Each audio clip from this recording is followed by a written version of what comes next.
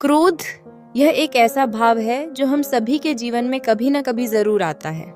यह इंसानी स्वभाव का हिस्सा है। लेकिन जब क्रोध बार बार आने लगे, बिना किसी ठोस कारण के फूट पड़े या छोटी छोटी बातों पर प्रतिक्रिया देने लगे, तो यह केवल हमें ही नहीं, हमारे आसपास के लोगों को भी प्रभावित करता है।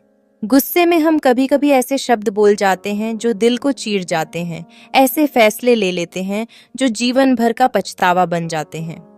रिश्ते टूट जाते हैं, मानसिक तनाव बढ़ जाता है और हमारे भीतर एक बेचैनी घर कर लेती है।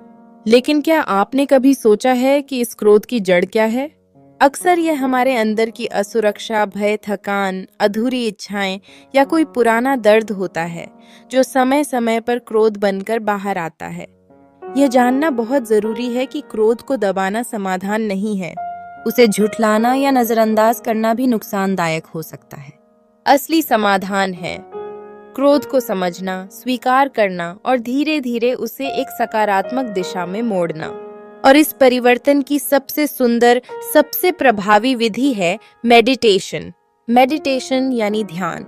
ध्यान का अर्थ है अपने भीतर उतरना, अपने विचारों का अवलोकन करना और आत्मा से जुड़ना। जब हम प्रतिदिन कुछ मिनट अपने साथ बैठते हैं, आंखें बंद करके गहरी सांस लेते हैं और अपने विचारों को शांत करने की कोशिश करते हैं, तो हम एक अनोखी शांति महसूस करते हैं। शुरुआत में यह कठिन लग सकता है।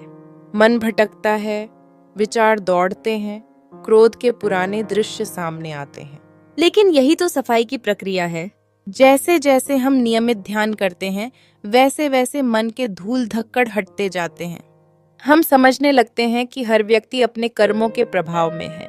उसका व्यवहार, उसके शब्द, ये सब उसके अनुभवों और संस्कारों का परिणाम है। और जब हम ये समझ जाते हैं, तो क्रोध की जगह करुणा आने लगती है। मेडिटेशन हमें सिखाता है कि हम अपने स्वभाव के मालिक हैं।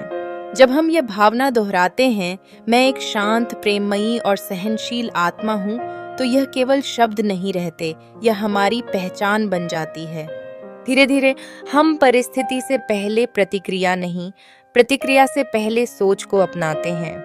हम ठहरना सीखते हैं, मुस्कुराना सीखते हैं, इवन इन टफ सिचुएशंस। यही है आंतरिक शक्ति। इसलिए अगली बार जब क्रोध आए, तो रुकें, सांस लें और मन ही मन कहें, मैं शांत हूँ, मैं शक्ति हूँ, मैं आत्मा हूँ। मेडिटेशन से बड़ा कोई समाधान नहीं और आत्मज्ञान से बड़ी कोई शक्ति नहीं।